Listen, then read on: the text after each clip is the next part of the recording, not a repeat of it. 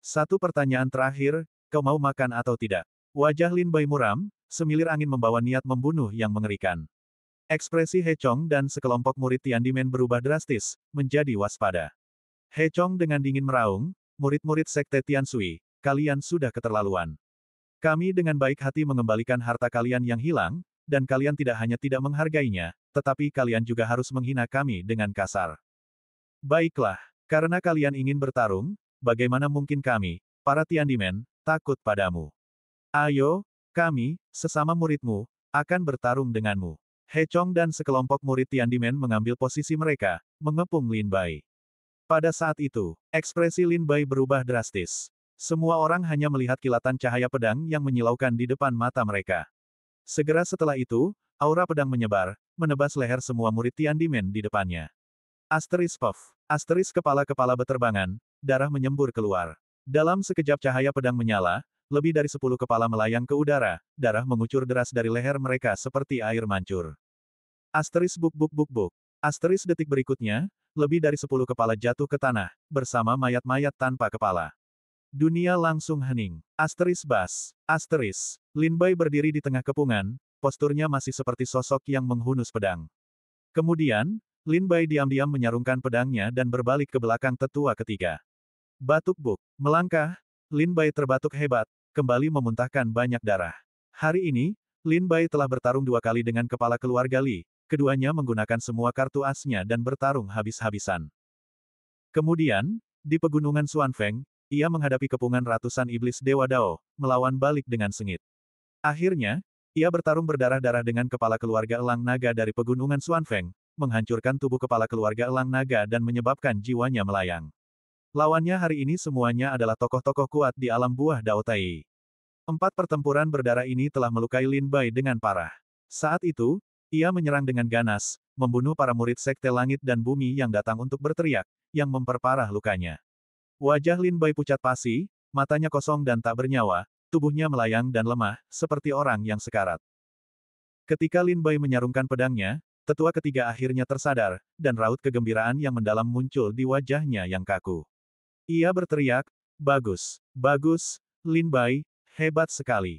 Tetua ketiga menatap Lin Bai dengan penuh kegembiraan, baru kemudian menyadari bahwa luka Lin Bai semakin parah. Tetua ketiga segera mengeluarkan beberapa pil dari tas penyimpanannya dan memberikannya kepada Lin Bai. Ia juga menyuntikkan kekuatan spiritual ke dalam tubuh Lin Bai untuk membantunya memurnikan pil. Hal ini mencegah luka Lin Bai memburuk dengan cepat. Kakak senior Lin Bai, hebat sekali. Anjing-anjing dari Sekte Langit dan Bumi ini seharusnya sudah dibunuh sejak lama. Kakak senior Lin Bai, kau benar-benar memberi kami kesempatan untuk melampiaskan amarah kami. Banyak murid Sekte Air Surgawi bertepuk tangan dan bersorak. Lin Bai tersenyum lemah, tanpa menjawab. Tenanglah, biarkan Lin Bai beristirahat. Tetua ketiga memelototi murid-murid Sekte Tiansui dengan jengkel, lalu berkata dengan dingin, kalian semua harus belajar dari Lin Bai. Sekalipun kalian tidak bisa melawan 100 orang seperti dia, setidaknya kalian akan mampu melawan balik jika diganggu di masa depan. Para murid, terinspirasi oleh tindakan heroik Lin Bai, dengan penuh semangat menjawab, kami akan mematuhi perintah tetua. Kami pasti akan menjadikan kakak senior Lin Bai sebagai panutan dan berusaha untuk berkultivasi dengan tekun. Tetua ketiga mengangguk puas. Di kejauhan, banyak seniman bela diri dari 5 keluarga dan 7 sekte yang menyaksikan tercengang oleh tebasan pedang Lin Bai. Pedang yang sangat cepat. Ilmu pedang orang ini sungguh luar biasa. Sungguh tidak dapat dipercaya bahwa Sekte Air Surgawi, meskipun kehancurannya sudah di depan mata, telah mendapatkan seorang jenius lain. Aku ingat Liling Tian dari 5.000 tahun yang lalu sama kuatnya, sayang sekali dia dilenyapkan saat masih bayi oleh gerbang surgawi. Para ahli Tai dari 5 keluarga dan 7 sekte berseru kagum. Jelas, para ahli Tai ini telah mengakui kekuatan Lin Bai. Membunuh lebih dari 10 seniman bela diri alam Dewa Dao dengan satu tebasan pedang, ini bukan sesuatu yang bisa dilakukan sembarang orang. Para putra suci dari 5 keluarga dan 7 sekte juga terkejut, seolah tak menyangka Lin Bai akan mengeluarkan kekuatan sekuat itu meskipun lukanya parah. Kakak senior Yi Song, orang ini luar biasa kuat, bisik seorang murid sekte surgawi abadi. Yi Song mengangkat sebelah alisnya, raut wajahnya rileks, lalu berkata, belum tentu. Dia hanya menggunakan satu jurus, kita belum bisa menilai kekuatannya. Murid Sekte Surgawi Abadi itu berkata, membunuh puluhan pendekar Dewa Dao dalam satu jurus, bukankah itu sudah cukup kuat? Yi Song tersenyum kecut dan menggelengkan kepala, lalu berkata, pria pendekar yang bisa berkultivasi ke alam Dewa Dao semuanya memiliki banyak harta karun dan jurus penyelamat. Mungkinkah tebasan pedang tadi adalah jurus penyelamatnya, atau semacam jurus rahasia yang ampuh? Lagi pula, dengan kekuatannya, dia seharusnya sangat dihormati di Sekte Air Surgawi. Sekte Air Surgawi bahkan mungkin memberinya jurus penyelamat. Mendengar kata-kata Yi Song, banyak murid Sekte Surgawi Abadi menyadari maksudnya dan setuju dengannya. Sementara itu, sekelompok wanita dari Istana Teratai Suci berdiri bersama, ekspresi mereka sedikit berubah saat menyaksikan serangan pedang Lin Bai. Kakak senior Huang, orang ini luar biasa kuat. Seru salah satu wanita terkejut. Huang Qingyun, gadis suci dari Istana Teratai Suci, mengangguk pelan, suaranya lembut dan halus, berkata, para murid dari 5 keluarga dan 7 sekte memang sangat kuat. Wanita itu, yang benar-benar tergila-gila, berkata, seandainya saja aku bisa menikahi suami seperti itu suatu hari nanti. Kita berdua, masing-masing dengan pedang kita, menjelajah ke alam iblis bersama, pasti akan meninggalkan kisah-kisah legendaris yang tak terhitung jumlahnya. Ucapan ini mengundang tawa dari murid-murid lainnya. Huang Qingyun menggelengkan kepalanya sambil tersenyum kecut dan berkata, jangan coba-coba. Seorang seniman bela diri sekuat dia kemungkinan besar adalah pesaing untuk posisi putra suci Sekte Tianshui. Seseorang dengan status seperti dia pasti memiliki banyak pengagum wanita di Sekte Tianshui. Sekalipun dia tidak menyukai salah satu dari mereka, calon pasangannya pastilah seorang murid yang luar biasa dari salah satu dari 5 keluarga dan 7 sekte, atau seorang putri atau bangsawan dari kerajaan Chu. Jadi, jika kau ingin menikah dengan suami yang baik, kau harus berkultivasi dengan tekun. Mendengar kata-kata Huang Qingyun, para murid perempuan Istana Teratai Suci mulai mengobrol satu sama lain. Tak jauh dari Istana Teratai Suci, di sebidang reruntuhan, sekelompok prajurit kavaleri berkuda putih bersayap berdiri dengan megah. Ini adalah kavaleri kuda surgawi yang termasyur dari kerajaan Chu, yang secara khusus dimiliki oleh keluarga Chen, salah satu dari 5 keluarga dan 7 sekte. Di antara kelompok kavaleri kuda surgawi ini, tetua keluarga Chen dan Chen Yule berdiri berdampingan. Melihat serangan pedang Lin Bai, tatapan tetua keluarga Chen sedikit menajam. Ia merasakan bahwa kekuatan pedang Lin Bai hampir mencapai puncaknya di bawah tingkat buah Tai Dao. Tebasan pedang ini memang mengesankan, tapi aku penasaran apakah itu teknik penyelamatan nyawa atau sesuatu yang ia gunakan begitu saja.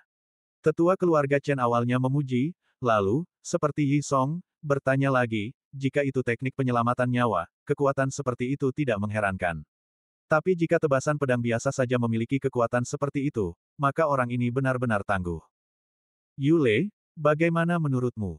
Tanya tetua keluarga Chen pada Chen Yule di sampingnya. Wajah Chen Yule muram, tatapannya dingin, dan ia menggelengkan kepala, berkata, selain pendekar pedang di Sungai Baoyue itu, aku tidak menganggap serius pendekar pedang lain dari generasiku di Chu. Tetua keluarga Chen tersenyum pahit. Sejak Chen Yule dikalahkan oleh pendekar pedang misterius di Sungai Baoyue di Sangsu, ia merasa gelisah dan terhina sekembalinya ke keluarga. Orang itu perlahan-lahan menjadi iblis dalam diri Chen Yule.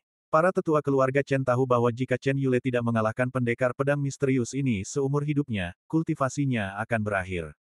Oleh karena itu, keluarga Chen telah mencari keberadaan pendekar pedang itu, bahkan menembus dunia gelap, tetapi tanpa menemukan jejaknya. Chen Yule menatap langit, tatapannya dingin, dan bergumam, aku bukan lagi diriku yang dulu. Kultivasi dan ilmu pedangku telah melonjak maju. Jika aku bertemu denganmu lagi, aku pasti akan mengalahkanmu. Tapi, di mana kau? Bab 5207 Dendam yang Mendalam. Para putra suci dari 5 keluarga dan 7 sekte semuanya adalah jenius teratas di wilayah kerajaan Chu. Mereka arogan dan memandang rendah hampir semua seniman bela diri dari ranah yang sama. Beberapa orang mengatakan ini bukan arogansi, melainkan harga diri para putra suci. Karena itu, setelah melihat Lin Bai melepaskan serangan pedang ini, ekspresi mereka relatif tenang. Di mata seniman bela diri lain, serangan pedang Lin Bai sangat kuat, tetapi di mata mereka, mereka juga bisa melakukannya. Setelah Lin Bai membunuh puluhan orang dari Sekte Langit dan Bumi dengan satu serangan pedang, para tetua Sekte Langit dan Bumi segera merasakannya dari jauh dan bergegas menghampiri. Sekte Air Surgawi berani membunuh murid-murid Sekte Langit dan Bumiku. Sekte Air Surgawi kalian perlu memberiku penjelasan. Tetua Wu Zhou dari Sekte Langit dan Bumi meraung marah kepada Lin Bai dan tetua ketiga. Para murid Sekte Langit dan Bumi yang mengikuti Wu Zhou juga tegang, melotot marah ke arah anggota Sekte Air Surgawi. Tetua ketiga berkata dengan dingin, Wu Zhou, apa kau benar-benar akan bersikap tak tahu malu? Kenapa kau ikut campur dalam pertengkaran antar generasi muda? Bagus, waktu yang tepat. Aku punya waktu luang sekarang. Kalau kau mau bertarung, aku tidak keberatan bermain denganmu. Ayo, tetua ketiga sudah marah, dan mendengar ejekan Wu Zhou, ia pun meraung. Aura buah Tai Dao tingkat tinggi menyapu reruntuhan kota Xuanfeng bagaikan badai. Aura buah Tai Dao tingkat tinggi itu bagaikan kekuatan surga, menekan banyak seniman bela diri, membuat mereka kesulitan bernapas. Wow, yang muda sudah selesai bertarung, apakah sudah waktunya yang tua bertarung? Harus kuakui, dalam menangani masalah ini, Sekte Tiansui memang lebih terampil daripada Gerbang Tiandi. Setidaknya ketika menghadapi provokasi dari Gerbang Tiandi, para tetua Sekte Tiansui tidak menindas yang lemah. Sebaliknya, para tetua Gerbang Tiandi tampak agak tidak sopan. Menarik, akan lebih menarik lagi jika mereka mulai bertarung.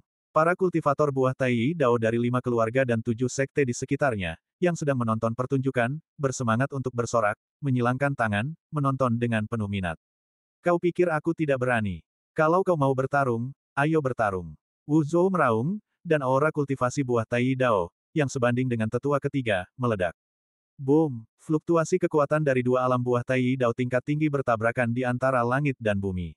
Kota Xuanfeng sudah hancur, dan sekarang, di bawah kekuatan penghancur dari dua alam buah Tai Dao, bangunan-bangunan yang tak terhitung jumlahnya perlahan-lahan hancur lebur, berubah menjadi abu yang melayang di udara.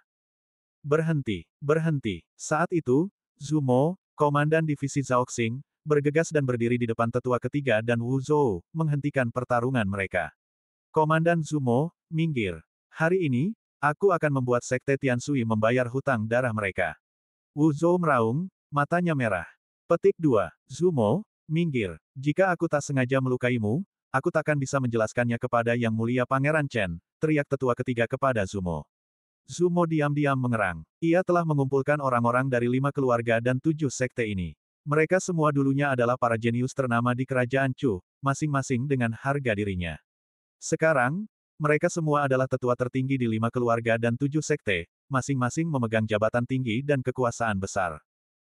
Bahkan keluarga kerajaan pun tak berani membentak mereka. Zumo berkata, "Tuan-tuan, tidak bisakah kita membahas dan menyelesaikan ini dengan tenang? Mengapa harus berkonfrontasi sekeras ini?" Wu Zhou menggertakkan gigi dan meraung, "Murid-murid Sekte Tiansui membunuh murid-murid Sekte Tiandimenku. Perseteruan berdarah ini tak boleh dibiarkan begitu saja." Tetua ketiga mencibir, "Murid-murid Sekte Tiandimenmu datang ke Sekte Tiansuiku untuk membuat masalah, dan ketika mereka gagal, mereka malah dibunuh. Kau hanya bisa menyalahkan murid-murid Sekte Tiandimenmu atas kurangnya keterampilan mereka. Siapa lagi yang bisa kau salahkan? Lagi pula, lanjutnya, murid-murid Sekte Tiansuiku hanya membunuh beberapa dari kalian. Bukankah Sekte Tiandimenmu telah membunuh banyak murid Sekte Tiansuiku?" Zumo merasa sakit kepala. Jika mereka mengungkit cerita lama, dendam antara Sekte Tiansui dan Gerbang Tiandi akan terlalu dalam. Zumo buru-buru menahan kedua pendekar buah Tai Dao itu, sambil berkata, "Sekte Dewa Darah sedang merajalela. Kalian berdua datang ke Kezu atas perintah Yang Mulia Kaisar Chu untuk membantu Pangeran Chen membasmi Sekte Dewa Darah. Karena Sekte Dewa Darah belum hancur, aku mendesak kalian berdua untuk mengesampingkan dendam kalian untuk sementara waktu dan bersatu melawan musuh bersama ini." Wu Zhou mendengus dingin, "Aku malu bergaul dengan mereka." Tetua ketiga mendengus dingin, Sekte Tiansuiku ini manusia. Bagaimana mungkin kita duduk satu meja dengan sekelompok babi dan anjing dari gerbang langit dan bumi?" Wu Zhou meraung, "Apa yang kau kutuk? Kutuk aku lagi." Wajah Zumo menunjukkan kemarahan. Tak berdaya, ia mengeluarkan gulungan emas dari tas penyimpanannya dan berteriak, "Ini adalah dekrit Yang Mulia Kaisar Chu. Di sana dengan jelas menyatakan bahwa 5 keluarga dan 7 sekte diwajibkan untuk bersatu melawan Sekte Dewa Darah. Jika kalian berdua ingin berpisah sekarang, jangan salahkan divisi Zhaoxing karena akan menyelesaikan urusan nanti." Saat Zumo mengeluarkan dekrit Kaisar Chu, kesombongan Wu Zhou dan tetua ketiga mereda. "Jika kalian berdua bersikeras berdebat tentang siapa yang lebih kuat, ikutlah denganku kembali ke kota Qinglian dan berdebatlah di hadapan Yang Mulia Pangeran Chen. Namun, jika kalian berdua ingin kembali ke sekte kalian bersama murid-murid kalian, silakan pergi. Setelah divisi Zhaoxing menyelesaikan masalah Sekte Dewa Darah, kami pasti akan mengunjungi kalian." Zumo berkata dingin, wajahnya muram. Wu Zhou sangat marah, tetapi setelah melirik dekrit Kaisar Chu, ia tidak berani lancang lagi. Ia berkata kepada tetua ketiga, "Sekte Tiansuimu, tunggu dulu, baik aku maupun Sekte Tiandi tidak akan membiarkan masalah ini begitu saja. Dan kau, apakah kau bernama Lin Bai? Hargai waktu yang tersisa untuk hidupmu. Wu Zhou mencibir. Tetua ketiga mendengus, berdiri di samping Lin Bai, dan berbisik, Lin Bai, kau tak perlu takut padanya. Kemudian, Wu Zhou memimpin sejumlah besar prajurit Sekte Tiandi pergi. Lelucon ini akhirnya berakhir. Setelah setengah hari penyelidikan, Zumo mengerahkan prajurit divisi Zhaoxing, akhirnya berhasil menyelidiki secara menyeluruh keributan di dalam dan di luar pegunungan Xuanfeng. Kota Xuanfeng hancur total. Meskipun banyak seniman bela diri melarikan diri, sebagian besar dibantai di dalam kota oleh Sekte Dewa Darah. 3 klan iblis utama pegunungan Xuanfeng datang untuk mengepung Lin Bai. Setelah mengetahui hal ini, Zumo memerintahkan pemusnahan 3 klan iblis utama. Ketiga klan iblis, yang tampaknya menyadari keberadaan mereka, segera mengatur evakuasi anggota terkuat mereka. Di bawah tindakan cepat dan tegas divisi Zhaoxing, sebagian besar dari 3 klan iblis musnah. Hanya anggota berpangkat tinggi, bersama dengan para jenius mereka dan anggota klan api, yang melarikan diri dari pegunungan Xuanfeng, keberadaan mereka tidak diketahui. Zumo mengatur agar para prajurit divisi Zhaoxing berpatroli di pegunungan Xuanfeng siang dan malam, berharap menemukan petunjuk untuk melacak Sekte Dewa Darah. Para prajurit yang tersisa kembali ke kota Qinglian secara berkelompok.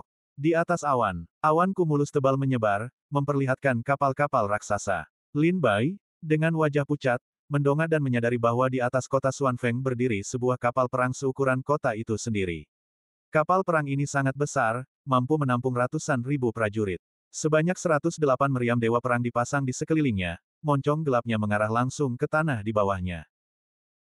Lin Bai mengaktifkan mata asuranya dan melihat bahwa ke-108 meriam berada dalam kondisi siaga, artinya jika terjadi gerakan yang tidak biasa, rentetan tembakan simultan dari 108 meriam ini akan cukup untuk meratakan daratan seluas 100.000 mil. Panji, pengawal kekaisaran kerajaan Chu, berkibar tinggi di atas kapal perang. Bab 5208 Kapal Perang Pengangkut Gunung. Masalah ini sudah selesai. Tolong ikuti aku kembali ke kota Qinglian. Teriak Zumo, dan para tetua dari 5 keluarga dan 7 sekte memimpin murid-murid mereka ke kapal perang, kembali ke daerah masing-masing untuk mempersiapkan perjalanan kembali ke kota Qinglian. Lin Bai mengikuti di belakang tetua ketiga, juga menaiki kapal selangkah demi selangkah. Saat ia mendarat di kapal perang, Lin Bai jelas merasakan napasnya. Begitu kakinya menyentuh tanah, Lin Bai dengan jelas merasakan fluktuasi energi yang kuat yang terpancar dari kapal perang, perasaan yang mirip dengan binatang buas yang mendengkur keras di dalam gua. Lambung kapal diam-diam diukir dengan rune yang padat.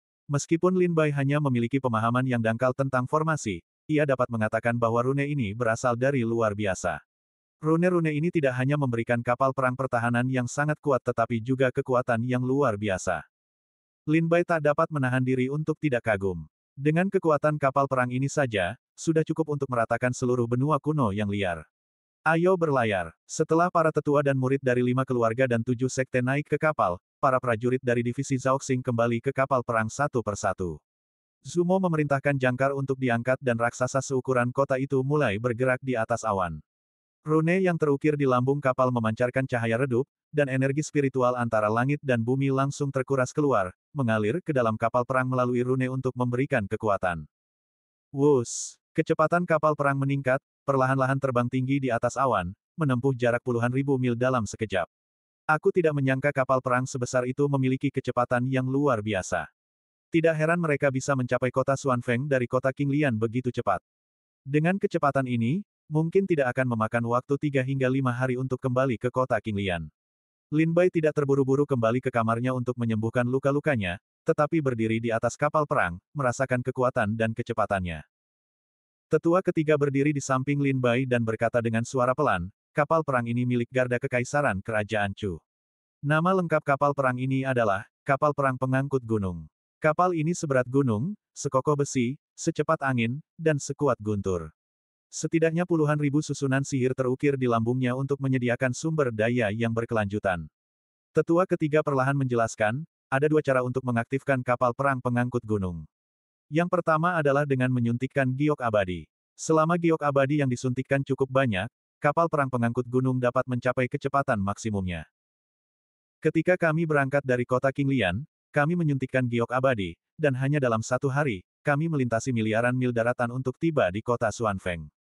Petik 2. Metode kedua adalah susunan sihir yang terukir di kapal perang pengangkut gunung. Susunan sihir ini disebut, susunan penyerap roh langit dan bumi. Susunan ini terdiri dari 7.897 susunan sihir yang lebih kecil, tersebar di seluruh kapal perang, menyerap kekuatan dari langit dan bumi untuk menyediakan energi kinetik bagi kapal perang. Petik 2. Petik 2. Senjata terkuat di kapal ini tak diragukan lagi adalah 108 meriam dewa perang yang tergantung di lambungnya.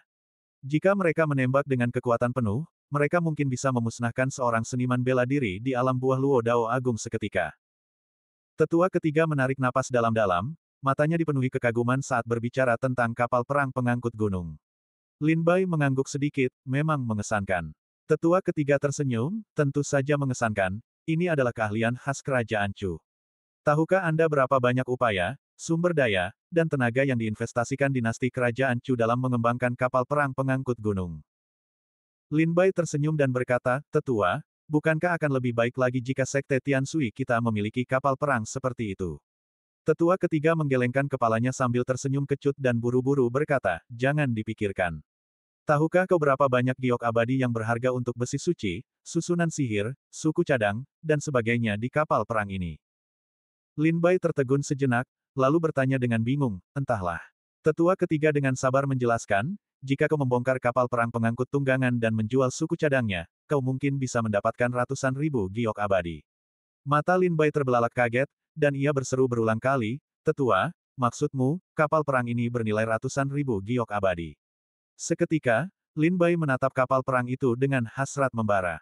Jika ia bisa mencuri satu, bukankah ia akan kaya? Tetua ketiga tersenyum dan berkata, ratusan ribu giok abadi hanya bisa membeli besi-besi suci dan suku cadang ini. Kau akan membutuhkan puluhan ribu pemurni senjata, yang bekerja siang dan malam selama ratusan tahun, untuk menyempurnakan besi-besi suci ini. Kau juga akan membutuhkan puluhan ribu ahli susunan, yang bekerja siang dan malam selama ratusan tahun, untuk mengukir rune dan merakit susunan ini. Sekalipun kapal perang ini bisa digunakan, jika mengalami perang dan mengalami kerusakan, serta susunannya hancur, kalian perlu memperbaikinya, yang akan membutuhkan biaya lagi.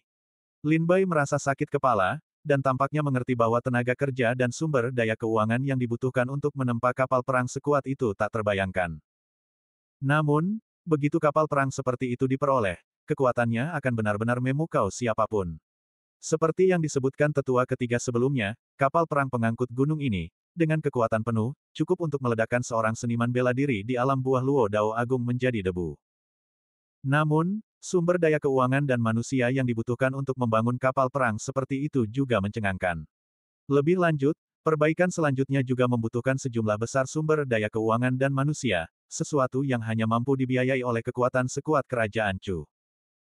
Kapal perang itu tidak menggunakan giok abadi untuk mempercepat kecepatannya, hanya mengandalkan energi spiritual langit dan bumi yang ditarik oleh susunan sihirnya untuk mendapatkan kekuatan. Oleh karena itu, kecepatannya tidak terlalu cepat. Butuh 5 hari 5 malam penuh untuk kembali dari kota Xuanfeng ke kota Qinglian. Wus! Kapal perang itu turun dari awan, bagaikan monster raksasa yang muncul dari balik awan. Bayangan hitam raksasa kapal perang itu perlahan-lahan muncul di tanah di bawahnya. Selama 5 hari ini, Lin Bai telah menyembuhkan luka-lukanya. Meskipun luka-lukanya belum sepenuhnya pulih, setidaknya kondisinya jauh lebih baik daripada 5 hari yang lalu. Hari ini, tetua ketiga berkata bahwa mereka akan segera tiba di kota Qinglian, jadi Lin Bai secara khusus datang untuk melihatnya. Berdiri di pagar kapal perang, Lin Bai menatap ke kejauhan, di mana tembok kota yang membentang ke kiri dan ke kanan perlahan-lahan mulai terlihat. Tembok itu tingginya sekitar 100 kaki, bagian dalamnya diperkuat dengan susunan magis yang kuat. Bendera kota Qinglian dan keluarga kerajaan Chu berkibar di atas kota. Para prajurit di tembok kota Qinglian, melihat kapal perang itu kembali, segera melapor.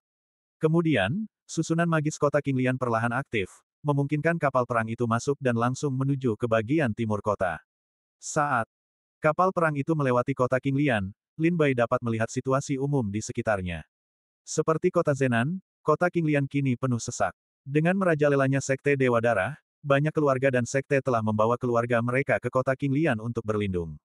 Saat kapal perang hendak mendarat, Zumo menghampiri Lin Bai dan berbisik, Lin Bai, kau harus kembali bersama para tetua Sekte Tiansui untuk beristirahat dan menyembuhkan lukamu. Aku akan datang menemui Pangeran Chen setelah aku melaporkan masalah ini kepadanya. Setelah itu, kau boleh melaporkan apa yang kau ketahui dengan jujur. Ingat, kau tidak boleh memberitahu siapapun tentang rahasia yang kau ketahui tentang Sekte Dewa Darah. Bahkan para tetua sektemu sendiri pun tidak boleh. Mengerti, Zumo mengingatkannya dengan sungguh-sungguh. Meskipun Zumo gagal membawa kembali penguasa kota Wen dalam perjalanan ini, setidaknya ia telah melindungi Lin Bai, jadi itu bukan kerugian total. Mengerti, Lin Bai mengangguk. Kapal perang mendarat, dan para tetua dari 5 keluarga dan 7 sekte memimpin seniman bela diri mereka masing-masing kembali ke kediaman mereka untuk beristirahat. Lin Bai juga mengikuti tetua ketiga kembali ke kediaman Sekte Tianshui. Kediaman Sekte Tianshui di kota Qinglian merupakan sebuah rumah besar yang sangat luas dan mewah.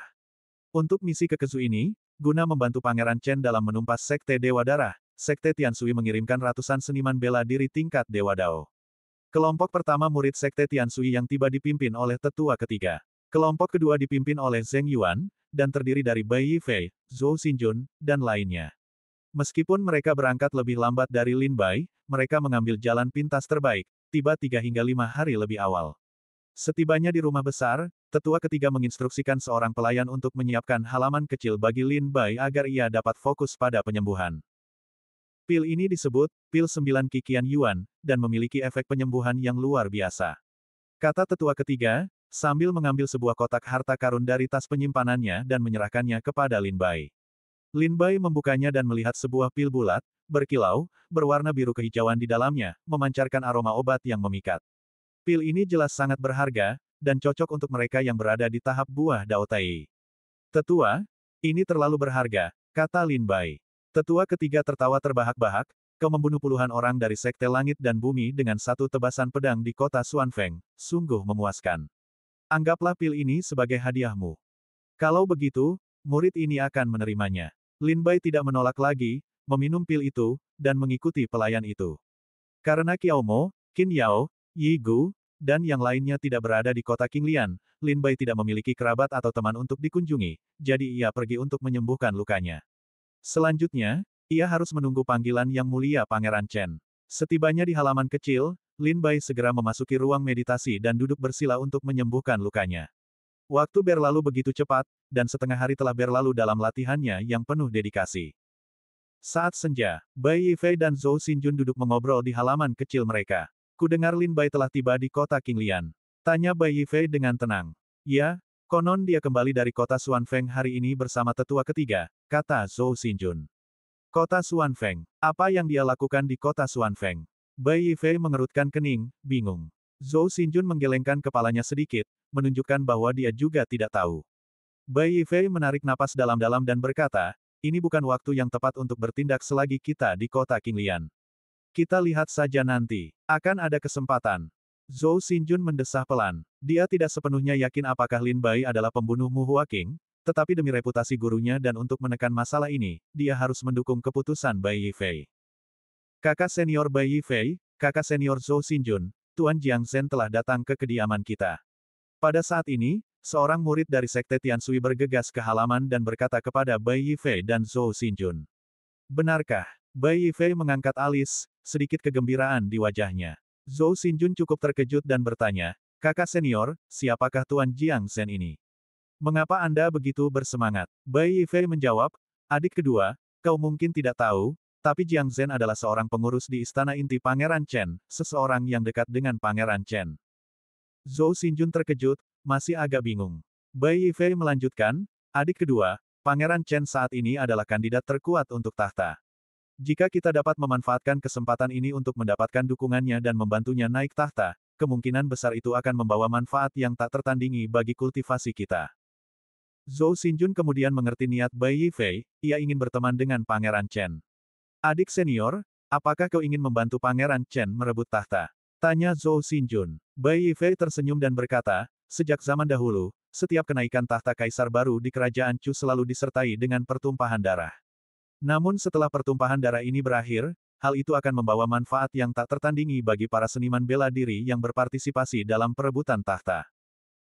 Misalnya, 5 keluarga, di antara 5 keluarga dan 7 sekte, bukankah kelima keluarga inilah yang membantu Kaisar Chu naik tahta, sehingga menjadi kekuatan dominan di dinasti Chu?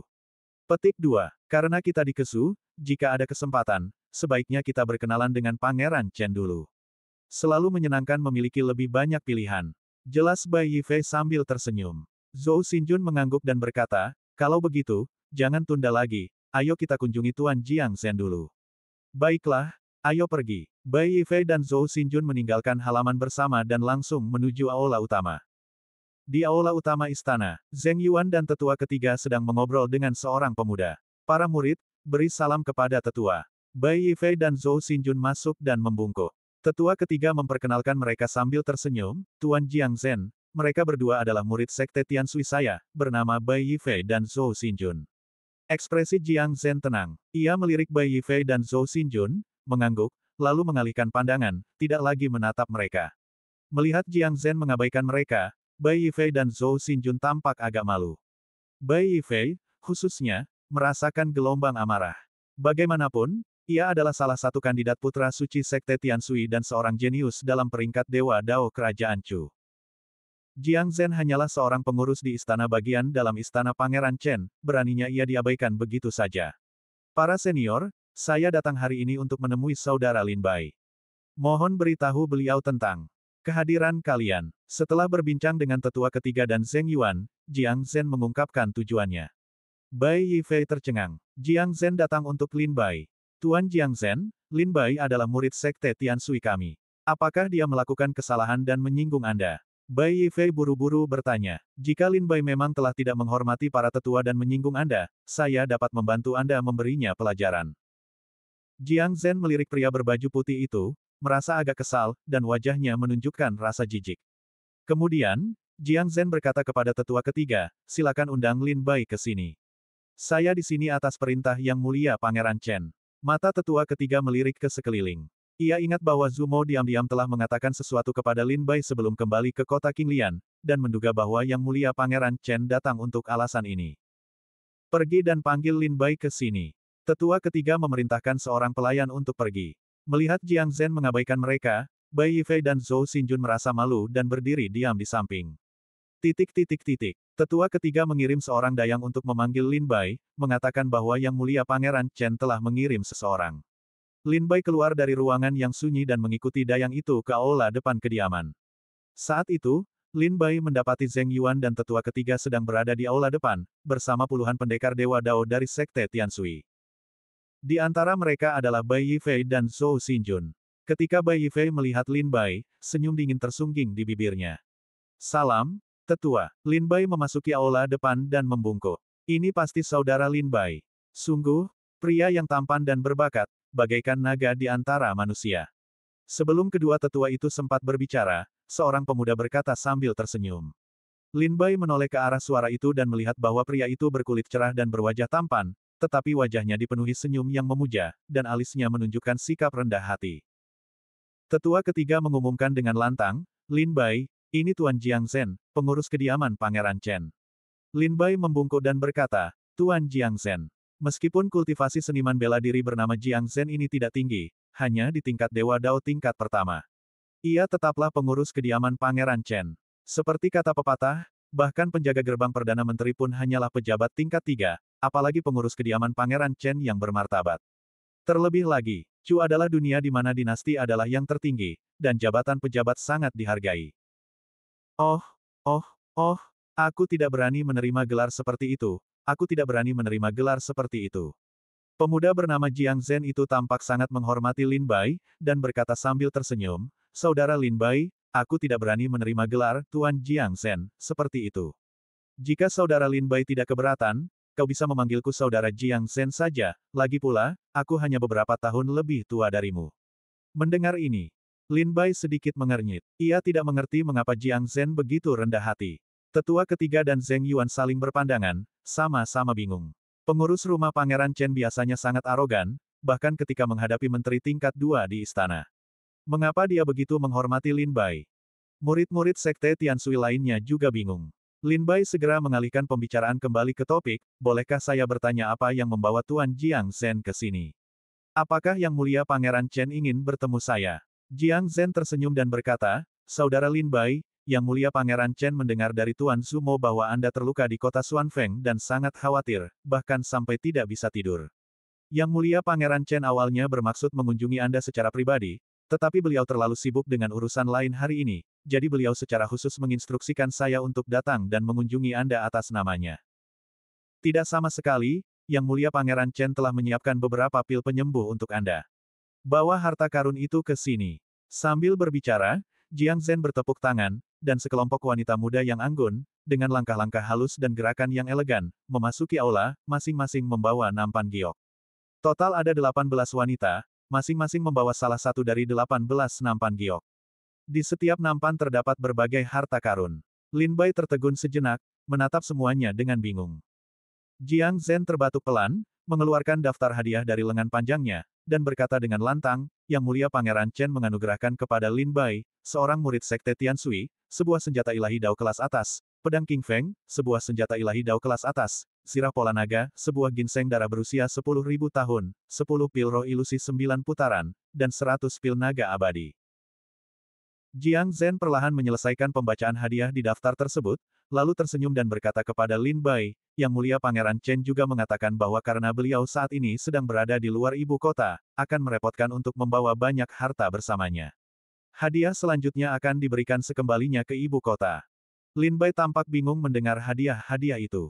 Ia tidak mengerti mengapa Cu Junyao memberinya begitu banyak harta tanpa alasan. Saudara Lin Bai, terima kasih, kata Jiang Zhen lirih setelah selesai membaca daftar hadiah dan menyadari Lin Bai tidak memberikan respons apapun. Lin Bai kemudian tersadar dan membungkuk, berterima kasih kepada ayahnya, Pangeran Chen, atas pemberiannya yang murah hati. Jiang Zhen tersenyum puas dan berkata, pil roh ilusi 9 putaran dan pil naga abadi keduanya merupakan obat mujarab yang luar biasa. Pangeran Chen secara khusus menginstruksikan saya untuk memberitahu saudara Lin Bai agar tidak pelit menggunakannya, silakan gunakan untuk menyembuhkan luka Anda. Jika Anda membutuhkan lebih banyak, kirimkan saja pesan, dan kami akan segera mengirimkannya.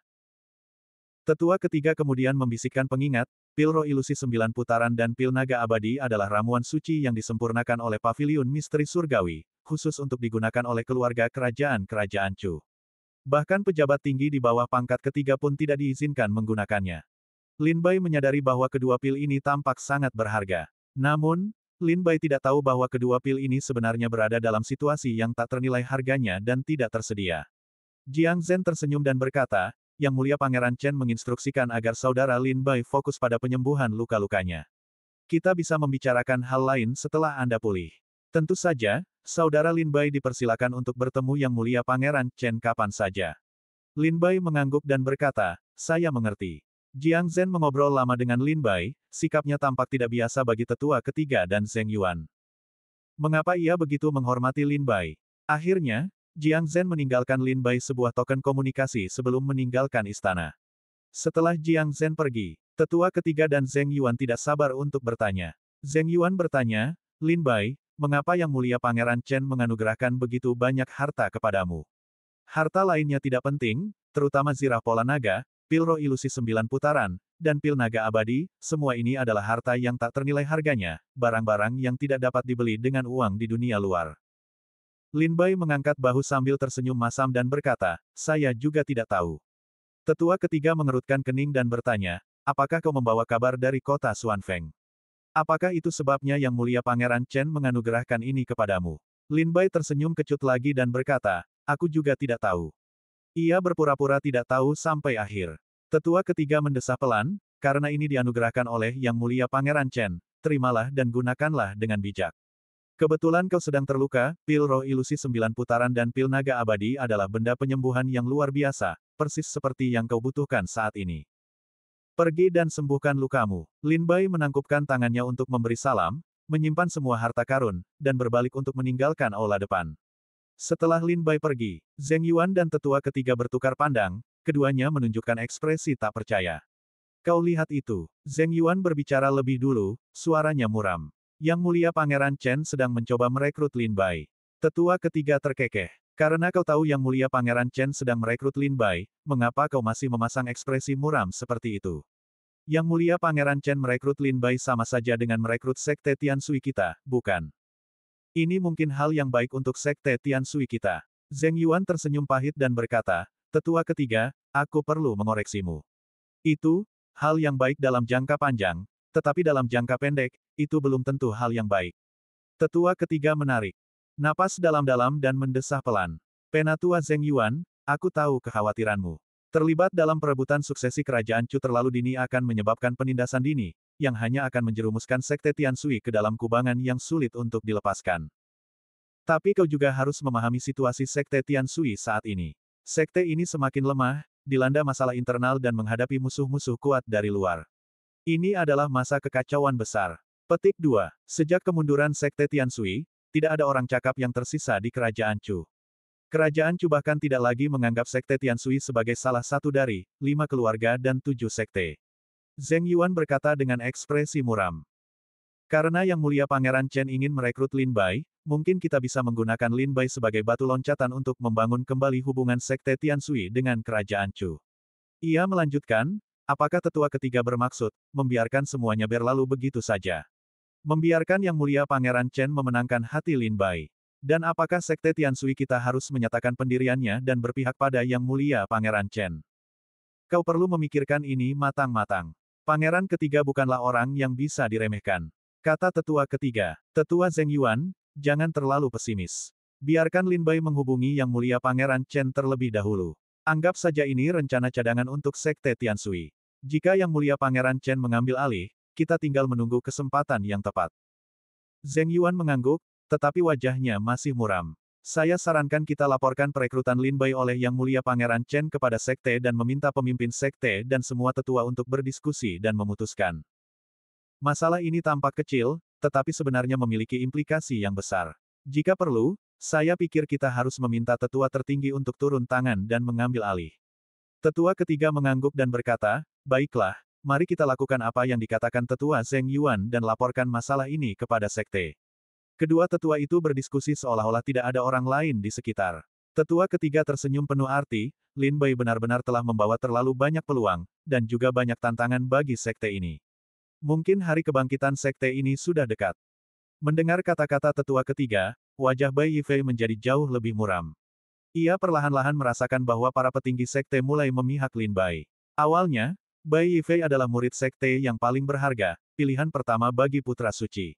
Namun sejak kemunculan Lin Bai, Bai Yifei merasa bahwa sekte ini semakin memperhatikan Lin Bai. Terutama karena Bai Yifei telah menghabiskan begitu banyak sumber daya tanpa mencapai buah Tai Dao, hal itu telah mengecewakan sekte ini. Ia datang hari ini dengan harapan berteman dengan Pangeran Chen melalui Jiang Zhen. Namun, Jiang Zhen mencibirnya dan mengabaikannya begitu saja. Sebaliknya, ia memperlakukan Lin Bai dengan penuh hormat, nada dan sikapnya sangat rendah hati. Hal ini membuat Bai Yifei merasa sangat tidak nyaman. Bai Yifei mengepalkan tangannya karena marah, wajahnya berubah marah, menggertakkan giginya seolah-olah dia sedang berseteru dengan Lin Bai.